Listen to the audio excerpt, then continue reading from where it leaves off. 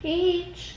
Hi! It was my birthday yesterday. I turned 29 and I'm very excited about it, and I did absolutely nothing. I sat on the couch. We just got back from Australia. We were traveling for like 30 fucking hours, so we built it in that I would have like a nice little day off to just relax and do what I love most, which is nothing. I loved every second of it. And I'm also like low-key freaking out on the inside because I'm going to the Streamies tomorrow and I already know I'm just gonna look a wretched hot mess. Girl, help me! But it got me a little bit sentimental. My dad sent me a very sweet package. It had some pictures of me from when I was a kid. Every year that you get older, you just think a little bit about your life and how far you've come. I am on level 29, okay? That's what I like to say. It means I beat the underwater level and the pyramid level. Like I went through all the tunnels. I'm just getting better and better at life. And I don't usually make like advice type videos, but I'd be more than willing to if you guys ever wanted that. I know it's requested often. Just wanted to reflect on my 29 years on this earth, because that's how you get better as a person. Because if you don't ever reflect, then you just stay an idiot. So here we go. In no particular order, here are 29 life lessons that I've learned in 29 years. I learned this lesson secondhand from my neighbor when we were growing up as kids. She lived at the end of my street and she had some gerbils that had babies. And one day I was like, "Hey Hillary, how are your gerbils doing?" And she said, "Bad, they're dead. My brother fed them a pencil and they died." Lesson learned, Hillary. Don't feed your gerbils a pencil because they will die. This is a morbid video, Jenna. Off to a weird start, I would say. Who are you talking to? Me. You should always keep things that you might not think are special now, but you will think are special someday. I made a video called What's in My Special Shoebox, where I go through some of the things that I've kept for years and years and years, and I'm so thankful that I have, because some of it's hysterical and some of it's really sentimental that you didn't ever think would be that way. For example, I'll show you something that my dad sent me for my birthday this year. My dad sent me my actual critter box. You can't even see that. It says critter box. You know, we soldered it in there or whatever that thing is called. And this is where I used to put all my critters when I caught them.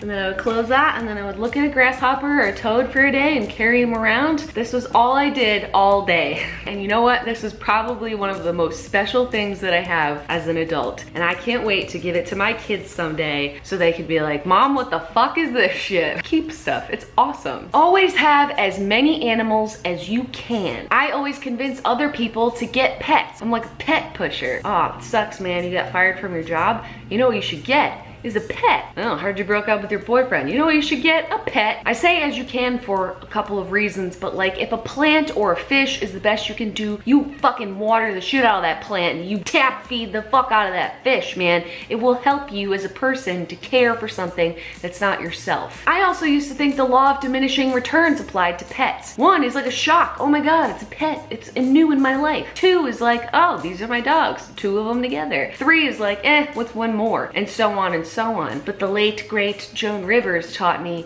that if you have more dogs than that, then they create a pack and they don't love you anymore. True words spoken by a true queen. And I used to think that 3 dogs wasn't a lot of dogs. Dear past Jenna, 3 dogs is a lot of dogs. A rock tumbler is exclusively for rocks only. Don't put your sticks and your dead grasshoppers in there and expect them to come out all shiny. It doesn't work. They just come out all fucked up. Say yes to things sometimes, even when you don't feel like it. Not like that, okay? I'm not saying anything like that. I mean, say yes to experiences. Like when someone invites you somewhere and you really don't feel like leaving the house, say yes every once in a while and just go do it. Because some of the best, most exciting memories I've made have come out of from just being down and just saying yes. This is a little bit of a weird one. I think this is only me, but I like to be the last person to go to bed when I'm hanging out with my friends on the weekend. Probably one of my most favorite things in the world is to just sit and chat with someone, have a couple drinks, hang out, and just talk about life. And some of my most favorite conversations with now some of my most favorite people have all come as a result of staying up very late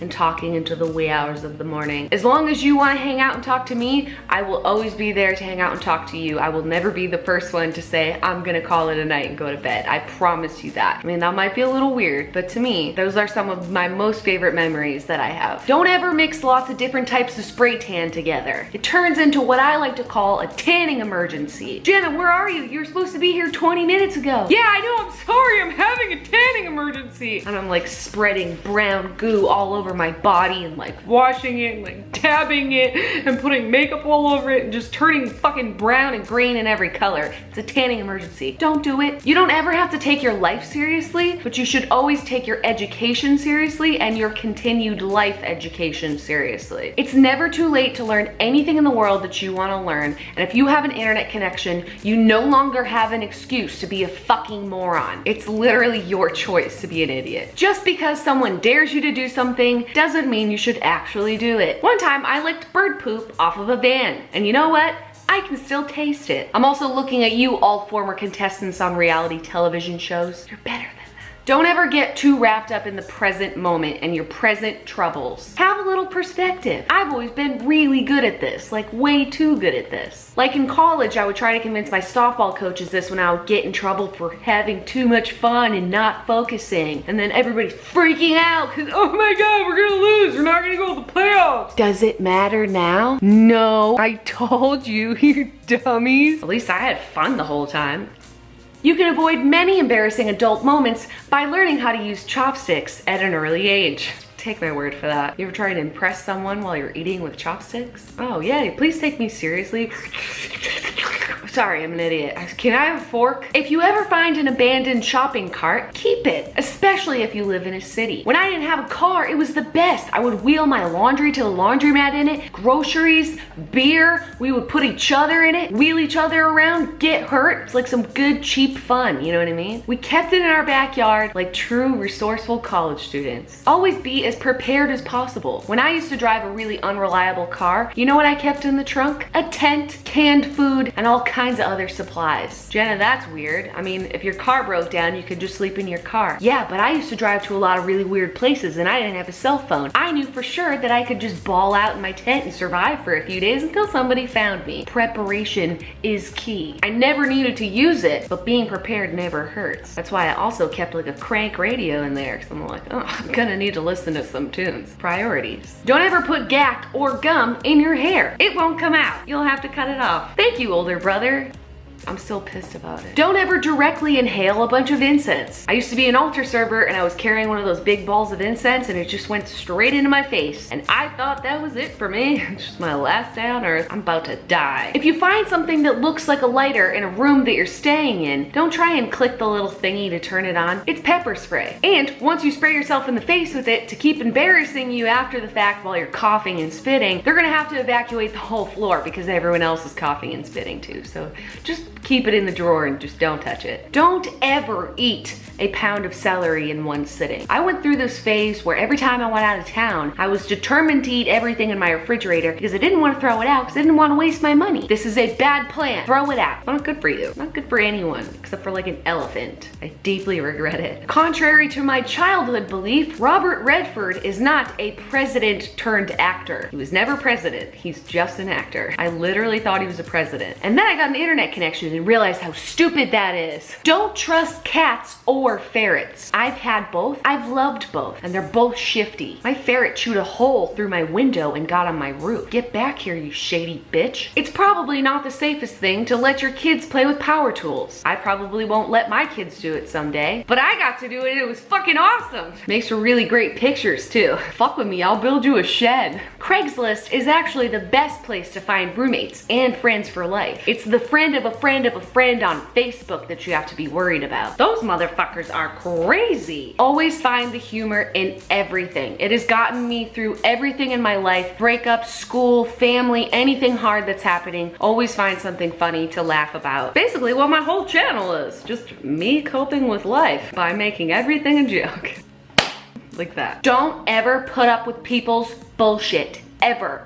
Not even a little bit. It never pays off in the long run for you to just be patient and deal with someone else's fucking shit. Ever. Never pays off. It might keep some people from wanting to be your friend, but that's okay because they're full of shit. I'm sorry, I'm having an allergic reaction to your bullshit. I literally can't feel my arms when you're around me. Like glitching in the Matrix. My body is physically rejecting you. Just build a physical intolerance to other people's bullshit. Acrylic toenails are gross. It's literally the weirdest thing I've ever seen in my life. Why would you do that? It's Just no need. No matter how dope you think they are, don't ever wear loose shoes on a roller coaster. They will go flying off into another dimension. Not safe either. You probably really hurt like a kid. It's dark. Let's move on. Don't ever let someone else convince you that what you like to spend your time doing is a waste. For example, 20 years ago, playing video games in your house by yourself all day was frowned upon. And guess what? Ain't nobody laughing at PewDiePie now, mofucks. If you like doing it and it's not harming anyone else, you should do it as much as you want. Although maybe not if your passion in life is like smoking a lot of crack. Get some help, not good. But any hobby that you have, you go do that hobby, my little friend. I promise you it's not a waste of time. My hobbies include watching videos of foxes jumping on trampolines and talking to myself. So I'm waiting for that to pay off someday. Hopefully soon there will be an Olympics of talking to yourself. I would get a gold or a silver. That's right. Who are we talking to? Me. Don't ever have a pet or even a baby if you don't like being scratched. It's just gonna happen. I wasn't aware of this information prior to having a cat for the first time when I was a kid. It's a valuable thing to learn. It will scratch you. Even now, Kermit likes to wake me up every day by taking his claw and slowly dragging it across my face. It's lovely. Always talk to everyone. I'm a big believer that you meet everyone for a reason and that just having a conversation with someone can give you something that you didn't have before. Some knowledge, some life thing, whatever it is. My friends don't really like this one because they've had to pull me away from a lot of strange people. But I still like it. I'm gonna keep it and I will talk to you no matter who you are or where you are or what you're doing. It's gonna get weird. And lastly, probably the most important thing that I've learned in 29 years, took me a little while because I didn't always used to be this way, but that if you always put out positive energy into the universe, you will get it back. Like if you just wake up in the morning and you think about how grateful you are to have clean water to drink and food to eat, the rest of the day is fucking easy, man. Just small stuff that you take for granted. The fact that maybe you're healthy or that you have a family that loves you. Focus on the things that you have and not the things that you don't have, and always be kind to other people and you will always get it back. And I'm a big believer in the idea that you can get anywhere that you want in life without fucking other people over and without being a jerk. You don't have to climb a ladder. You don't have to compete with people. That you can just do the best that you can, and that is good enough. And I think that's where I'm going to end the video, because that was 29 things that I've learned, and it's also getting a little preachy over here, Johnny. You need to just take it down a notch, okay? I hope you got anything out of this video, even if it's just don't eat a pound of celery. I'm very sentimental looking back on my life and the things that I've learned, and I just want to thank you for tuning in and for watching me, you know, in a world full of thirst where people are asking for your fucking attention. I appreciate that you come here and you hang out with me and you always treat me like a person and a human and a friend.